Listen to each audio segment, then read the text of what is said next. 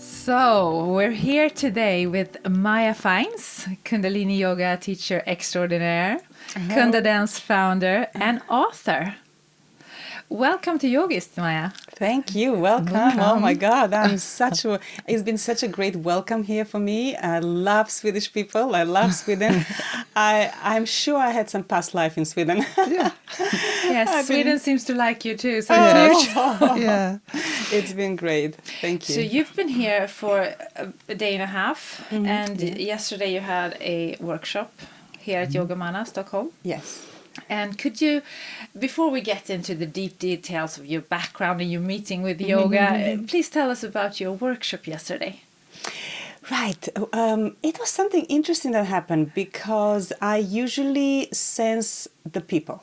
So even if I had the prepared workshop, which was all about self-love, because I realized that all our issues that we have, and we all have them, there's no at least doubt about it, but everything comes from not loving yourself or not feeling worthy.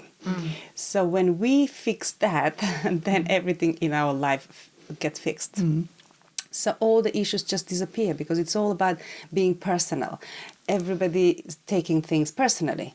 And then if you don't feel love for yourself, of course, everything around you, it's not matching. You know, you're never getting what you want because your vibration is still on that level of not worthy, not loving. So then how can you expect the universe to show you love and worthiness and expect the miracles? So it doesn't work. It's also, I think, from my perspective, it's difficult because sometimes you don't even know what the problem is. Yeah, yeah. That's why yesterday when I said actually all our issues come from not loving and not being worthy, people just thought about it. Oh, really? So we really start going deeper and digging down into our hearts. And I thought at the beginning, I thought, I don't know how well they're going to take it because, I mean, I looked around and people were huffing, puffing, you know, which means I didn't think they were fit enough or mentally or emotionally ready. So I thought, okay, I'll take it easy and a little bit slow down and give them a lot of time to relax and in between the session. But then something took over. Halfway through, towards the end, I have goosebumps talking about it. They picked it up. They surprised me completely. They had such a good finish. Yes. They were so strong. I was like, oh my God, that really took me with surprise. Yes. I really thought they're not going to, just about making it because they were not showing that so much. But something kicked in and they really went on a complete high level. Yes, And I felt that too. Yes, You felt yes, that? because they, some of them were new to Kundalini yoga. They Yes. have never tried it before, so they were a bit, scared, I guess, in the beginning, scared or and doubtful. Yeah. And when I asked how many people have done Kundalini, there was so many no's. Yes. Oh my God, this is interesting. Yeah. And so, but that was a really amazing surprise, which shows me that whatever we did really worked. Yes. So halfway through, something shifted. It's absolutely, I can see the shift. Yes. I felt it, and they all finished so much that I thought we can carry on for another 2 hours, and they would be like, yes. Yes. Yes. But that was the feeling. I And think it was intense, 5 hours. Yes. It was it was really 5 hours. Yes. Yeah, that's a lot. Yeah. It is. For some beginners, you can imagine. I was like, whoa, how are they going to take it? They're beginners. And on an energy level, as Kundalini Yoga is so specific when it comes to raising energy, getting in touch with all the layers, it can be scary, but you can also be, what is this going on? What is happening to me inside? Something is sort of knocking on the door. Well, you know, another thing that we did towards the end, which I think maybe that helped and shifted as well, I realized the Swedish people really are communicative and that they really like communication and working together. Yes. So the last hour I spent working together, something called Angel Whisper. Oh, it was lovely. I know, right? Yeah. What is that? So I put people in 3. Everybody is like in a group of 3, and then everybody has to express what their issue is, and then we find the solution of a positive mantra So then we create that positive thinking, like any belief system, like I'm not worthy. Let's say we worked with that. Lots of people had that. Some people had no trust.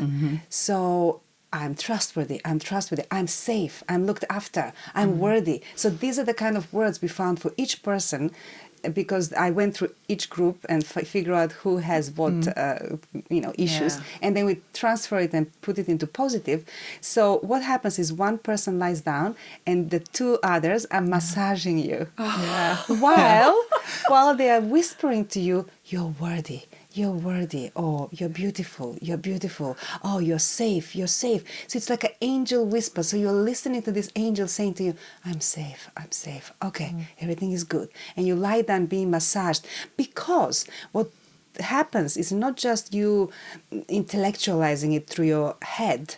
This is the body talking. So now the body receives information. I'm safe. It's more powerful than anything the head, because they have to work together. So when you hear these words and the body, you're massaging it and you're putting these words into the cells in the body by massaging it. So you're transferring that energy. It was really, I think that really made the shift. Yeah, and it was so beautiful to lie there and Yes, and receive. Yes, Yes.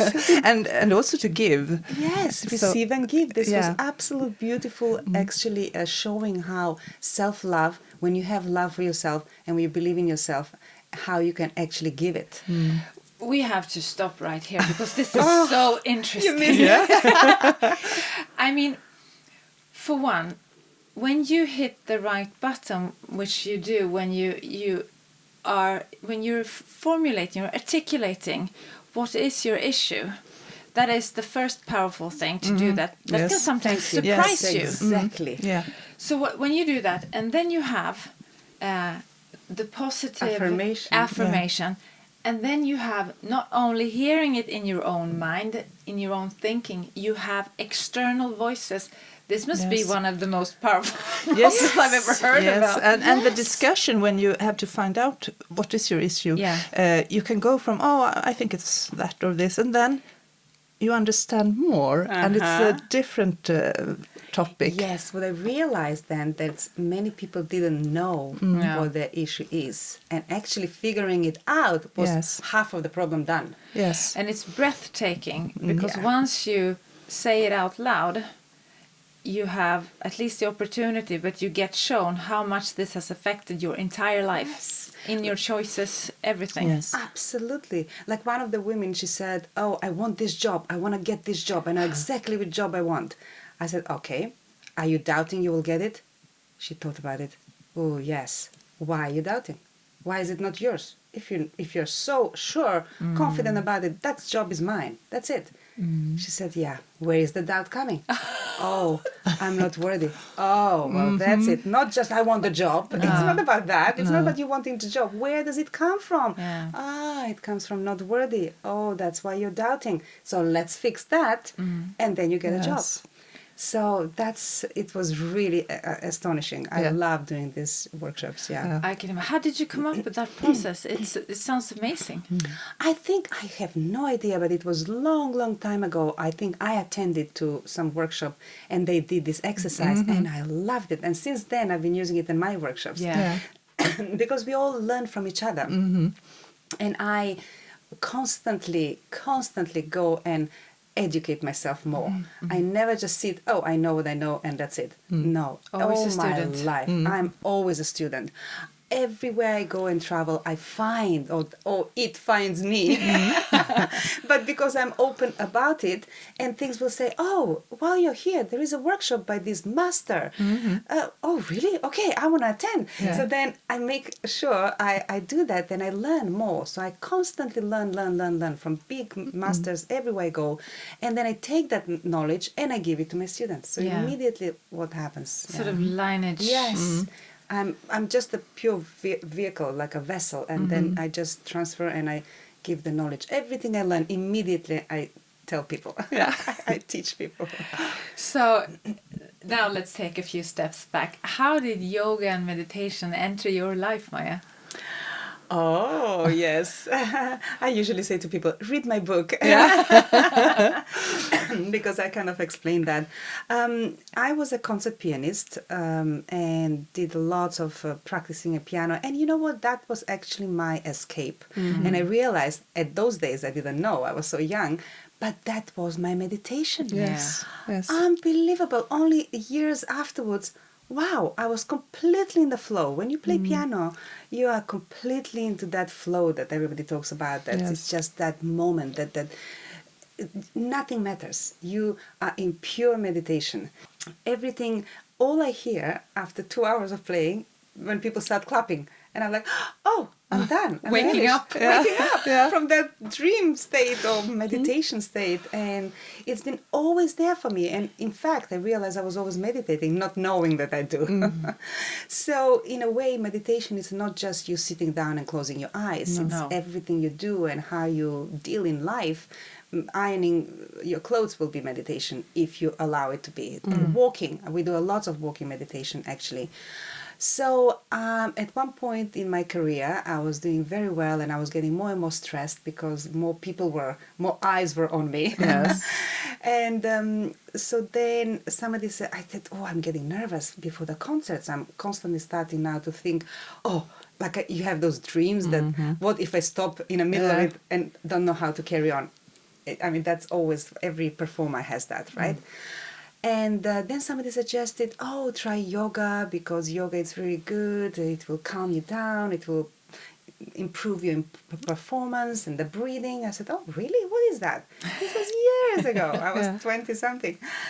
And so I did. And I had this friend of mine actually teaching me and coming with me to concerts. And I was really starting to feel better.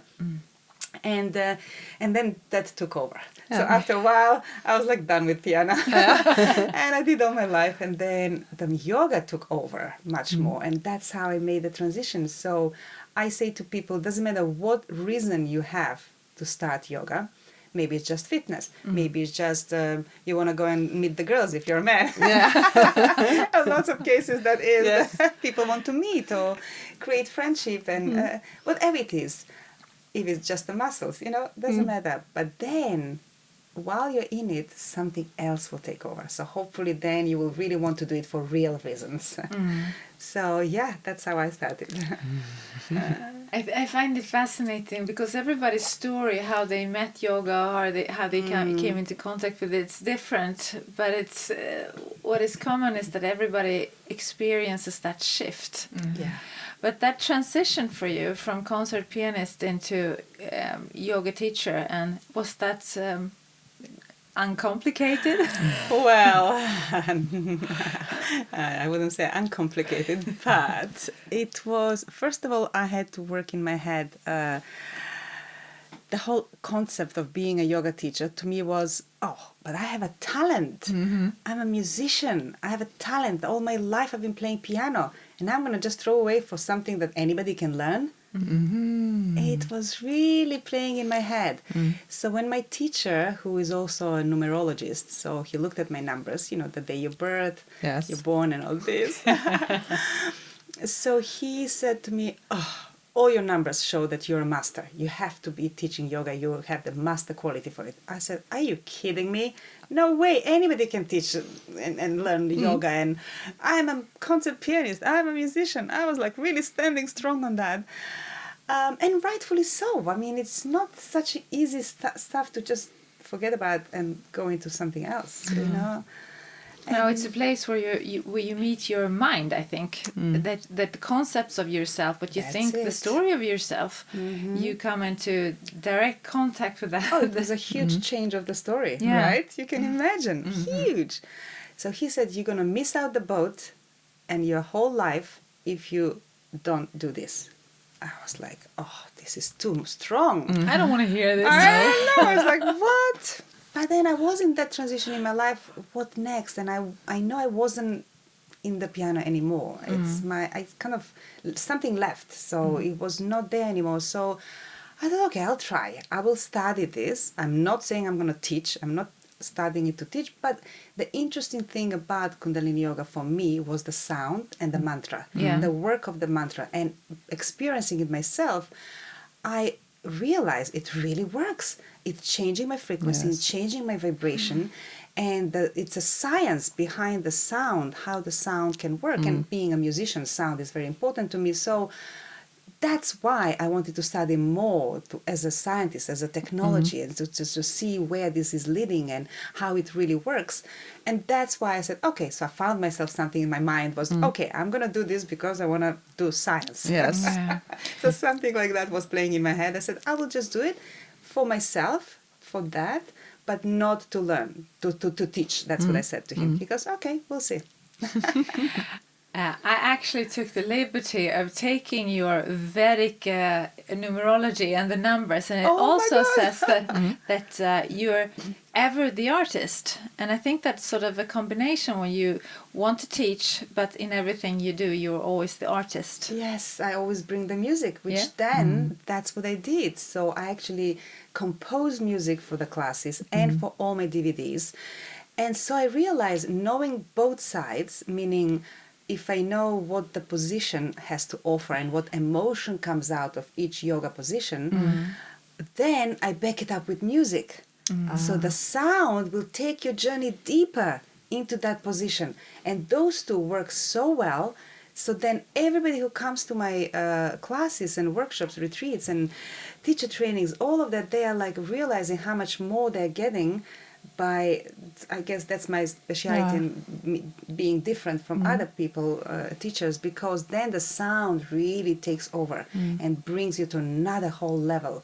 And they too really work. So now I realized, okay, maybe that's why I was studying music, so I can actually do Incorporate this, it, incorporate this. So it's been such an extraordinary journey. I can imagine, because yesterday I was at the White Tantric Yoga, which is held here in Sweden in February once a year, every year. And there was a lot of meditations with mantra. And they were connected to each other with short breaks in between, and you pair up. So the first 31 session was 31 minutes. You had Vaheguru, Vaheguru. Then you had Satnam for another 31 minutes with a lunch break in between. And then the last session was Angsang Vaheguru. And you could literally feel the energy changing from moving into something Vaheguru, very deep soul level, Satnam, very true, and then moving to Angsang Vaheguru, where everything sort of dissolved and it became very light. So, and that affected the entire group of 500 people there. So I fully understand what you're saying, but I think you need to experience how that vibration moves on a cellular level in your body. Yes, it's beyond everything. Change. Yeah, absolutely on a cellular level. And that also is opening the door to meditation. Yes. Because I always say, if you're uneasy to just meditate and close your eyes, which is most of the people, and so if you do some breathing just to energize yourself and bring some energy, clear the passages, and then you do mantra, then it's so much easier. And that can take maybe even a few minutes. It's so much easier to go into meditation. Yeah. And that's what I teach. I teach the 5 stages. In fact, we're going to teach it today. Yeah. The 5 stages, very easy stages of meditation. So how you prepare yourself into meditation. So for anyone who's not aware of the 5 stages, please go into detail. Okay. So first we do breathing. So you pay attention to the breath. But not just any breath, because then you have to apply mantra for, otherwise you're too busy and you start doing your checklist and what shopping food you have to buy today. So it's just inhale, exhale. On an inhale, you mentally say so. On an exhale, hum. So, hum. So that's what you do, just to have a little mantra to get you back into, neutral. So then we do that 12 times, just normal breathing. Then we go into something stimulating the pineal and pituitary gland by putting the tongue up into the palate, going your eyes looking up into the pituitary gland, the third eye. So you have all of that. So then you have to inhale with an open mouth by pushing the tongue. Hold a little bit, exhale by closing the mouth. So you do that for 12 times. Already you're kind of slowly becoming more and more in tune. And then the third stage is actually doing the mantra. So whatever mantra, usually I give ong, so, hung while you're in the child pose with the forehead on the floor, with a prayer position above your head. And that way, when you say ung, anytime you attach the ung, you're actually stimulating the pituitary and pineal gland. Yes. And by doing with your head being down, Yeah. which is already stimulating the pituitary gland, so everything, so you're pushing all the energy into the cavities, and you keep catching and stimulating the pituitary gland by saying ung, so, hung, ung. So by doing that, you're completely bliss out. You clean up your whole head. In fact, we're going to do that today, and clear your sinuses, clear your passages, clear your cavities, and you're completely, lots of oxygen. And then when you come out of it, you are so ready to sit at the fourth stage, which is the meditation. Yeah. You are so ready. And all of that can take, a few minutes. Maybe the mantra we can do, let's say, 11 minutes. The breath before, it only takes a few minutes before you just prepare, right? And then the meditation, up to you how long you want to sit. And then the fifth stage is coming out of it, which is lots of people have to drive back home, so you're not going to send them. You're not going to send them with oh my God. They have to be able to walk straight. Ground them again. They're like drunk. So then you have to get them out. So again, pushing the pituitary, putting the head down, up. There is a certain ways we do that, maybe 6-7 times, and you're just grounded back to your natural stage, and then you can go home. That sound, that vibration, you can feel it in your entire head. Yes. From the palate. It's shaking. It's shaking. Whole The vibration. hypothalamus is like, the Really vibration is clearing out. absolutely clear. Yeah. So if we move to the whole concept of self-love, which I think from Jenny and my side, that's so interesting, and self-love and loving kindness also is something that we are sort of devoting this entire pod year Yes. for us. Yeah.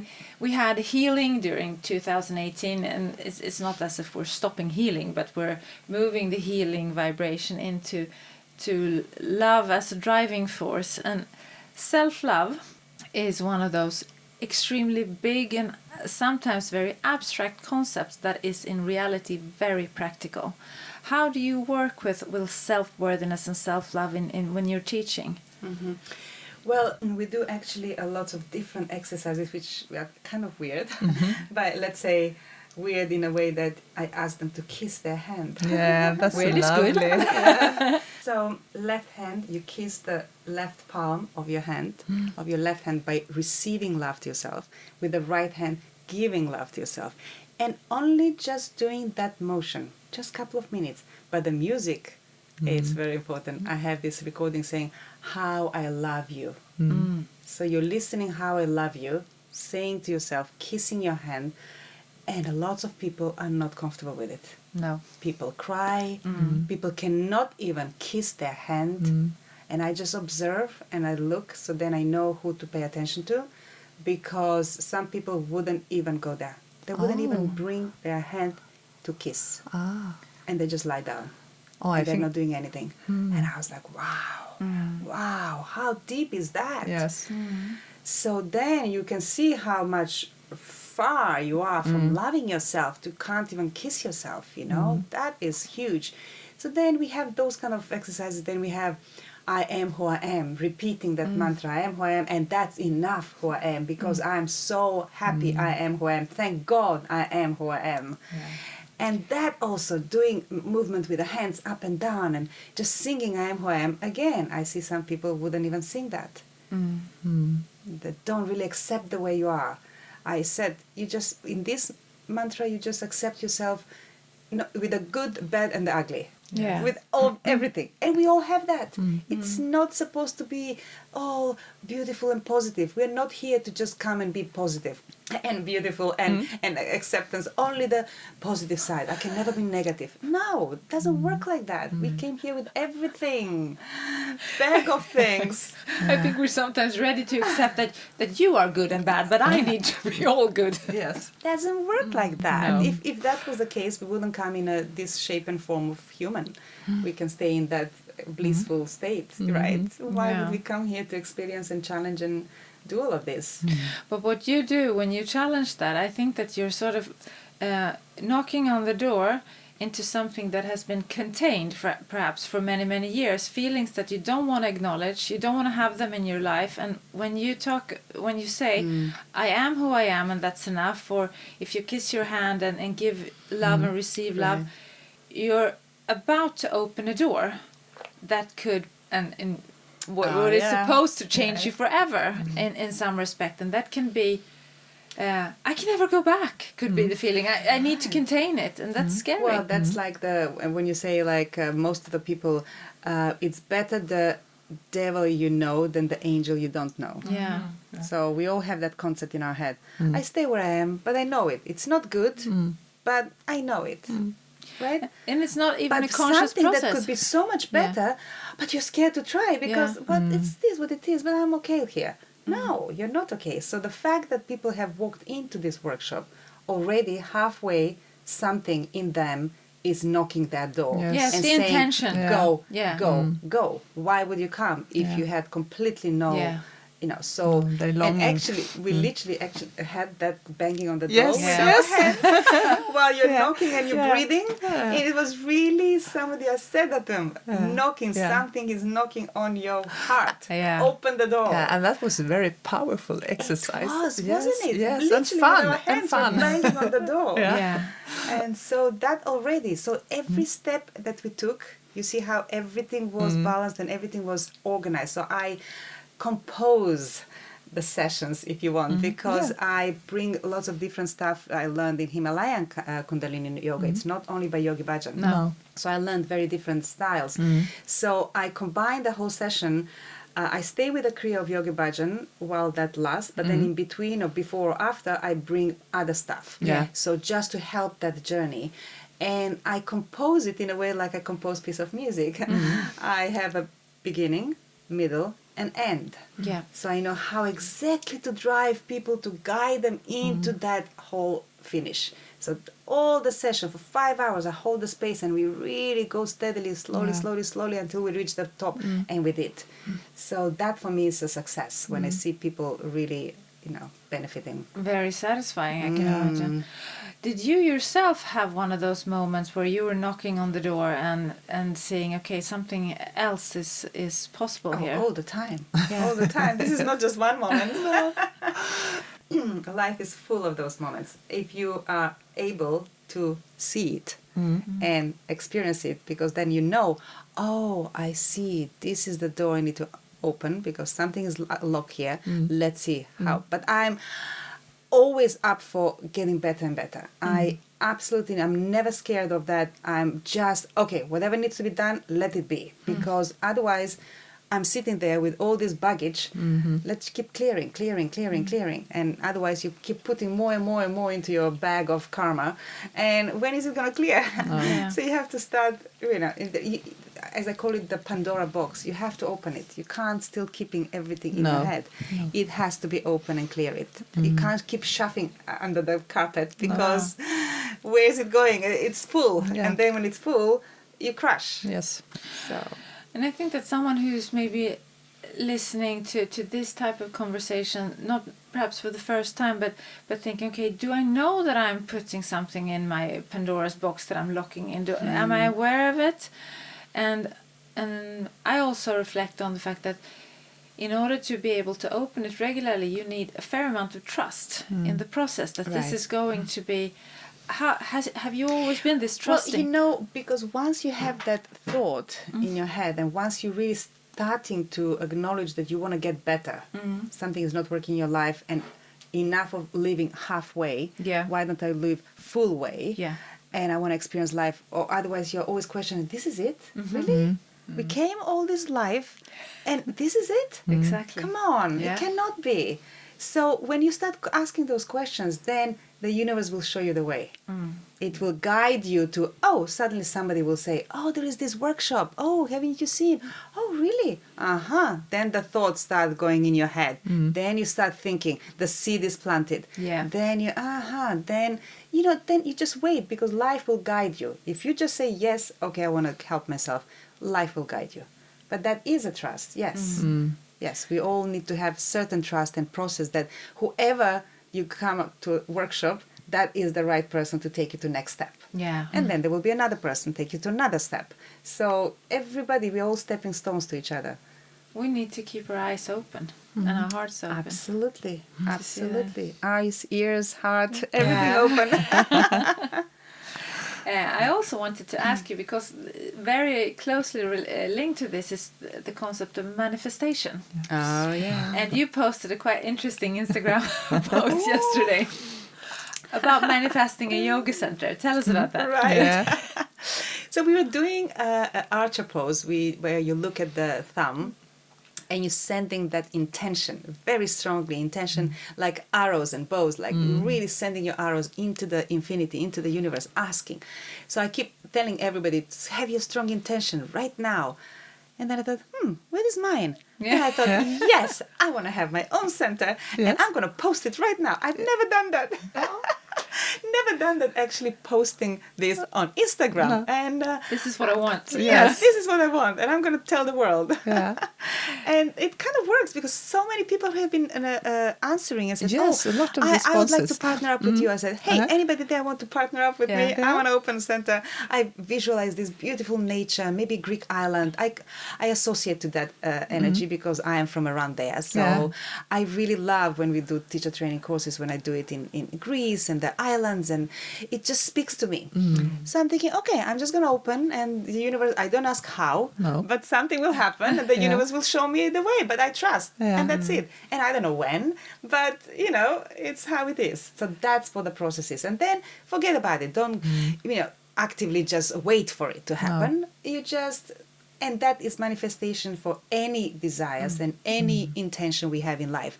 Say it, be loud about it, ask for it, and then wait. Then you don't have to just keep waiting, like actively, like, oh, where is it? Is nothing's happening? No, you just, okay, I did my job. I Now the planted a universe seed, will. yeah. I planted a seed. Now the universe will show me. Yeah. That's amazing. I really enjoy doing it myself. I enjoy hearing about it, and then I enjoy following up on it, because this is going to manifest in one way or the other. As you said, no, I'm not asking about how. Yeah. I've just said that this is what I want, and then I think that you will automatically organize yourself and your path forward to achieve that goal or to have that manifest. Yeah, that's how it works.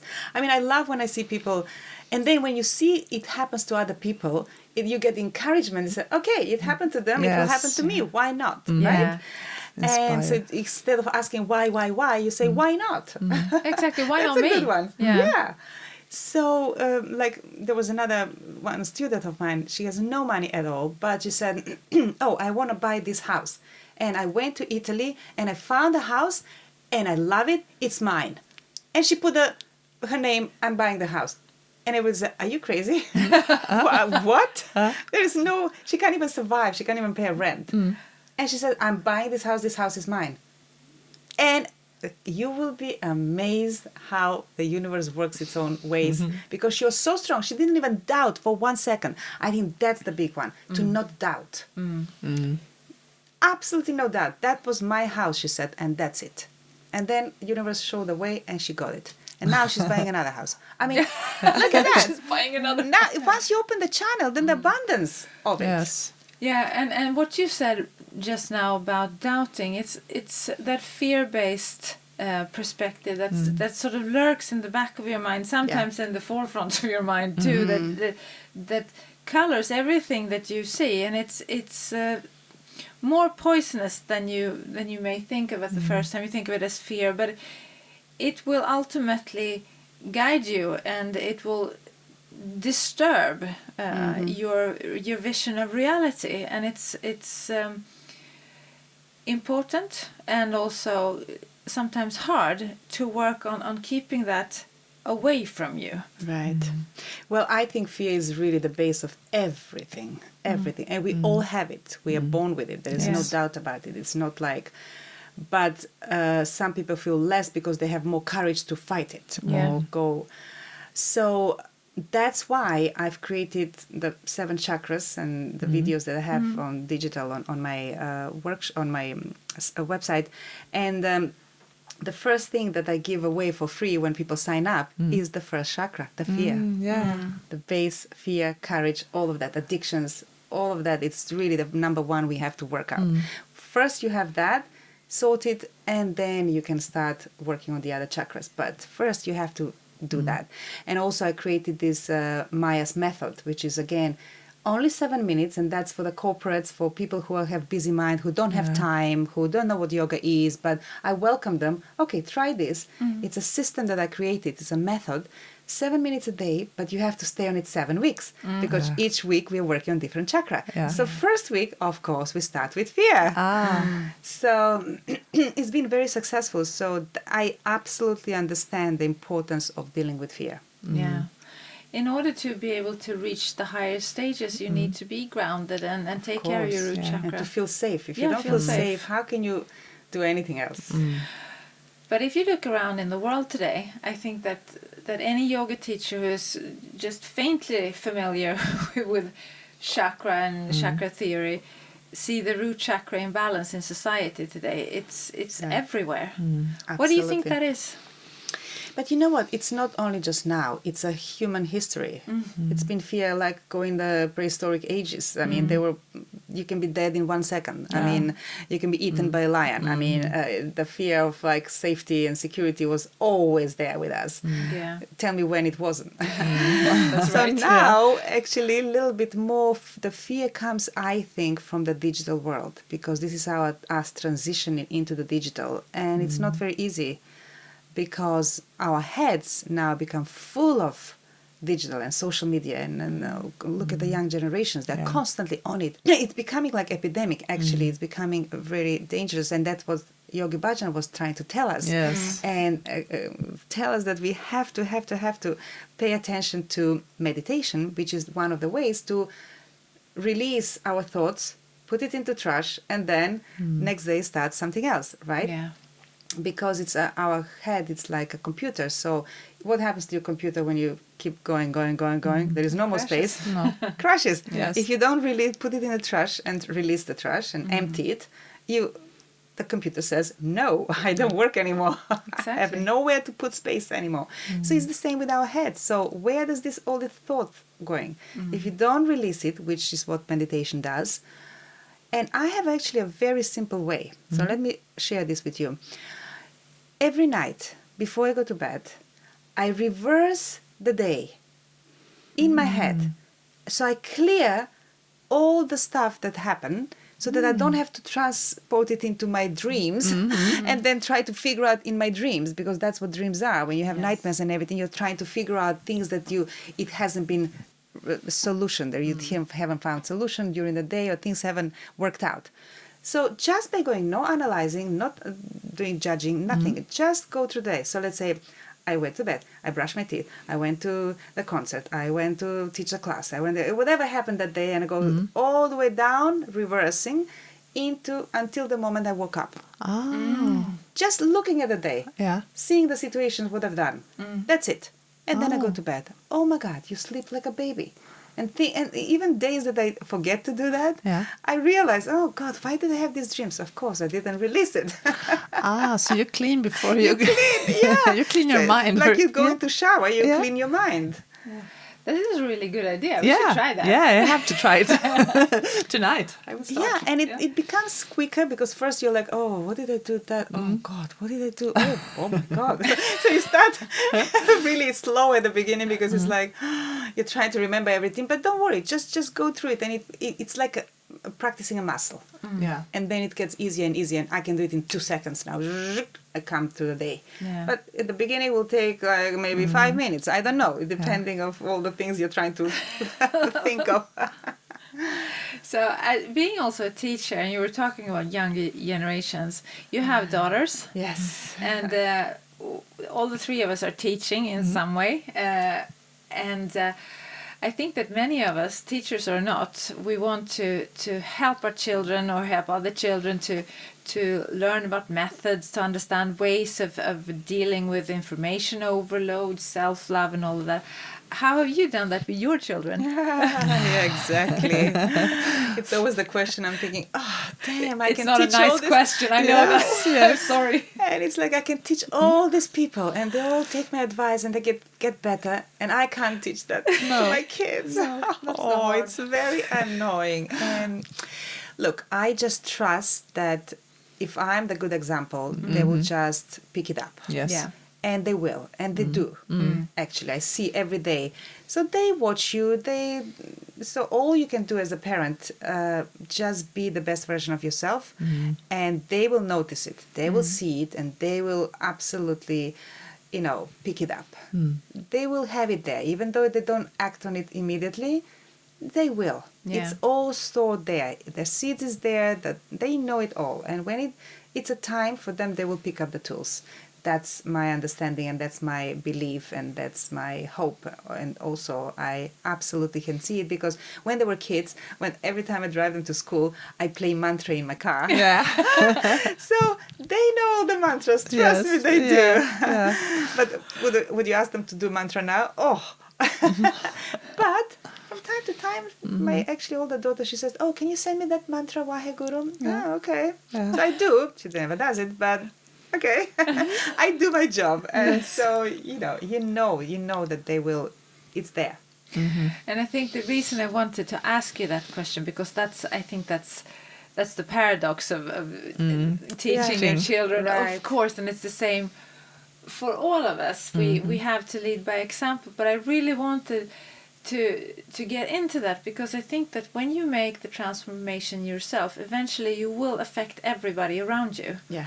On a vibrational level, on an energy level, and even if it doesn't show up immediately in an hour or two, it will be something that they will take with them, growing up and having their own families. The best thing what I love is like when their friends pick up one of my DVDs, they say, "Oh, this is your mom? Are you crazy? Oh, can she send me this video? Oh, I want to ask her, can you tell me how to breathe for my exam and for my..." And then they watch and they say, "Oh, Mom, can you send her, my friend, this and that?" I was like, okay, sure. But, that's the best thing, that you can just pray for that to happen, because when their friends pick it up, they go like, "Oh, wait a minute." You become not only mom, you become also Yes, teacher. like, ooh. Cool, yoga mom. So, yeah. Yeah, I think that's really interesting. And I also wanted to ask you about, what does your own practice look like? What is your sadhana? Right. So very often I actually do wake up in the morning between 4 and 7 and do the sadhana. Not always. I've done it through my life so many times and so many days and days and days. And on my teacher training, which is now coming up in May, we do it every day. And then absolutely. So it's absolutely amazing to do it in the morning hours. It's not always possible, especially for me when I travel. But if I don't do that, then I actually use different methods of meditation and exercises, because I always tell people, you have to have different ways you exercise. Don't just stick to one thing, because it opens your brain and it opens your muscle, you open your life for much more possibilities. So you're not reading just one page, the same page of the book. You're reading the whole book. I like that. Yeah. So then you have to really be out there and experience many things. Don't just come to one teacher. Experience many. Yes. And many styles of yoga. Not yoga, swimming. For me, I love swimming. I'm lucky being in Los Angeles. Swimming pool is open all year round on the sunshine. Yeah. So I love swimming. Oh my God, that's for me. So then I apply mantra while I'm swimming. Mm-hmm. And then it's my belief system. I think, I'm healing everybody in this pool. Yeah. Because through my mantra, as I'm doing it, it goes through the water and heals everybody. Oh. And it's like, so for me, it's like absolutely beautiful because I'm still teaching, even though people don't know. It doesn't matter. In the pool. I'm all constantly doing my mantra while I'm swimming, and I can go up and down for half an hour, 40 minutes, whatever it is, and without even blinking. I mean, I love that. So that is the very good form of exercise because every cell of the body works, every muscle works.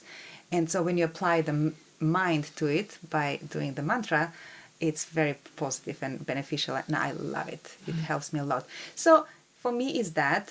Then I like doing Iyengar yoga, positioning, aligning my body, going really deep, yin yoga, because now I try to balance everything from Kundalini. It's all go, go, go, and could be very masculine. So I understand, then I start putting more Qigong. Like yesterday we had this session of Qigong. It was so beautiful to just suddenly, the receiving, it has to be there, because sometimes with Kundalini you go, go, go, go, go, but then you have to stop and receive. So then I apply some Qigong, and then really the Qi is just applying the energy everywhere, distributing equally.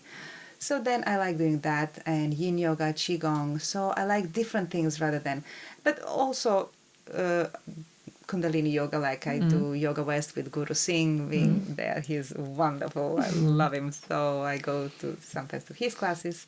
So finding different things. That from our perspective, we really, really, really love the attitude of openness that you sort of stand for here. That including many disciplines and including many yoga forms and being open-minded. Sometimes, not everywhere, but sometimes the image of what a yogi is quite strict, and you need to be devoted, in quotation, devoted to one style, one specific, and we have the quite opposite attitude, like to take in from different styles and see what happens to you and what happens to your workshops and what happens to the students when you dare to include more and be open-minded. And you seem to be very open-minded in your teaching. Absolutely. Otherwise you become rigid. So the whole point of yoga is to have flexible spine, so you have flexible mind.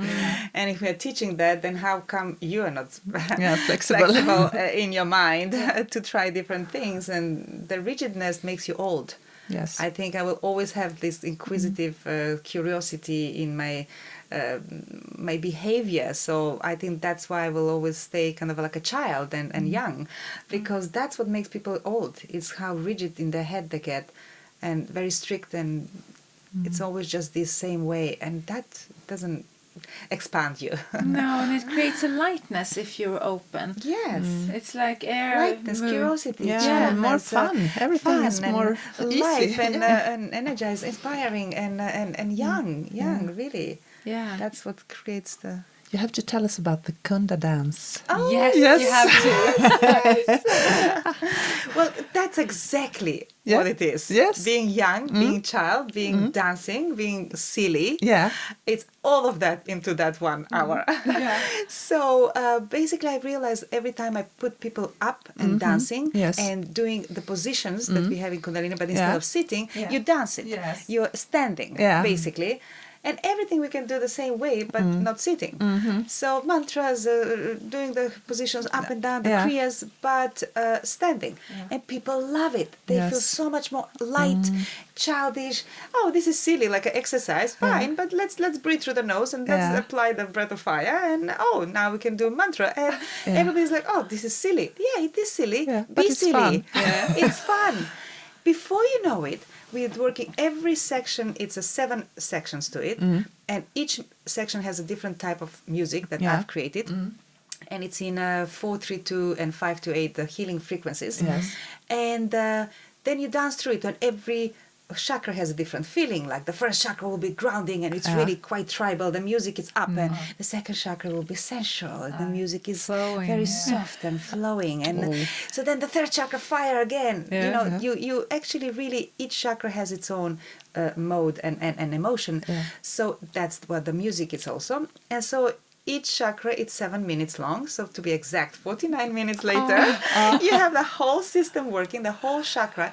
And what usually happens, people are so high, naturally, they're all laughing, they're all smiling, they're all created lots of endorphins, serotonin, dopamine, all these good feel chemicals. Before you know, you had fun, you're childish, we did all the mantras, but you did everything else, Still, you've gone through the class, but in a fun way. Complete fun way, being silly, being childish, let go, and just it sounds happy. lovely. So today we're going to experience it. I'm sorry, I miss it. You have to go. Yes. But do you have teacher training in KundaDance? Yes. So I train people. I've already trained maybe almost 100 people now. So especially in London, lots of people come from different countries, and then maybe they I will teach. Be there. The next one is on the 3rd of March. Very soon. So and then they teach it in their places. So that's how we're gonna start growing. Yes. And slowly. But then, for example, the way we launched it, I had it just last year. Last April, not even a year ago, in Mexico City. It was an occasion there, and we had 6,000 people in the square. They didn't even understand the language or what I'm saying, what it is, but they just followed the music, they followed the movements, and it was so amazing. I was like, experience. So that showed me it doesn't matter even if you don't understand the language, you can just do it. follow, and it works.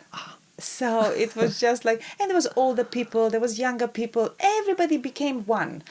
And then there was a very funny, because there was a section where the VIP, all these women in there, they were standing under the shadow. So that section was empty. And I'm like thinking, this is going to stay empty. It was like a little section right next to the stage. Within 5 minutes, all those ladies came out of the shadows. They were on the sun. They didn't care. In high heels, they were dancing their ass off. I'm like, whoa, this is good. So then it became... they needed that. So what I'm saying, it just got, oh my God, this is fun. This is silly. Everybody thinks it's like silly at the beginning, because it is. So I created this for people who are scared of yoga, for people, for everybody out there who don't know anything about Kundalini, who don't know anything. So this is for everybody. So some people think, oh, well, this is not serious. This is not Kundalini. I don't care. This is for everybody. Just be feeling happy. So my motto in this is, I want to make billion people happy. So I want to do this 10-city tour. And so then we had one concert like this event in front of the White House. I was invited there. So then we had in Rishikesh. So then this year I'm planning to go Acropolis in Athens and places which have like landmarks. And so I just want to, in a big squares for everybody, for free. People just come and join and feel the joy. And then I want to train people so then they can have those classes in their city. And that's how I'm planning to do. It's beautiful. Absolutely amazing. And the new book? The new book! Yes. So my first book, Yoga for Real Life, so that's already been selling now for 10 years, and it's like 8 different languages, and so it's really amazing. And now the second book is like, what's next? And what's next? The bigger picture. What is the bigger picture? Out of all those 10 years, what I've learned. Bringing different groups in different places, different continents, different countries, and each place represents a different chakra. And what happened on that trip, and how we learned what's the bigger picture, the moral of the story. So what we learned from each experience related to each chakra, related to that country of the chakra. So it's really interesting. So I give a lot of examples and exercises and what happened and what we learned, what was the bigger picture. And when can we? Well, when some publisher takes the book, it's just in a synopsis form, and I just had a synopsis. So now I'm going to start looking for agent and a publisher to actually make this manifest. We're looking forward to read that. Absolutely. And if someone is interested in getting to know you online. They go to your website. They can buy your book from your website. You're also on YouTube. Yes, I have lots of YouTube, and I do a lot of like little mini short versions, say Mondays with Maya. So each Monday I post something, like could be from my travels and everywhere I travel, and I interview people, like you interview me now. Yeah. I can interview you back. Yeah. And so we have like a little maybe an issue or something that we're talking about, or that person can present something. So, and it's always like people say to me, oh, every Monday it's not boring anymore. I can see where you are, who are you talking to, and it's always different people and different ideas, and we share. So it's all that expansion that happens. So yes, YouTube, my website, mayafiennes.com, and everything there, online classes, the method, KundaDance. We will share all those links when we post this episode online, so they can get in touch with you if they want to. Yes. And learn more about when your new book is published also. Yes. So I'm very excited about the next step is now the teacher training course. So we're already kind of getting full. And I don't usually get big groups because I want to pay attention to everybody. And I absolutely want every person who trying to be a teacher from my own style that I teach, I want to make sure they're 100% and they're there. So I really pay attention, like maybe 20, 25, the maximum people. I don't do this teacher training of 60 people because no way they can become good teachers. But if you care about it or not, it depends. But I do care. So I want to make sure every person learns exactly everything that I teach. And so I'm very excited about the next one in May. So that's in Kathmandu, actually. Oh, wow. The birthplace of Buddha. Yeah. Yes. So it's very special energy. What an authentic place to learn yoga when yoga started there. So Talk about vibration. Yes. Talking about vibration and wow, and frequencies. It's so exciting. So that's the next thing. Looking forward to that. Yes. We are so happy that you took the time to speak with us, Maya. It's been amazing. It's been such a enlightening. pleasure. Thank you for inviting me. And good luck with the workshop today. Thank you. Thank you. Thank you, Jenny. Thank you. Sat Nam. Sat Nam. Sat Nam.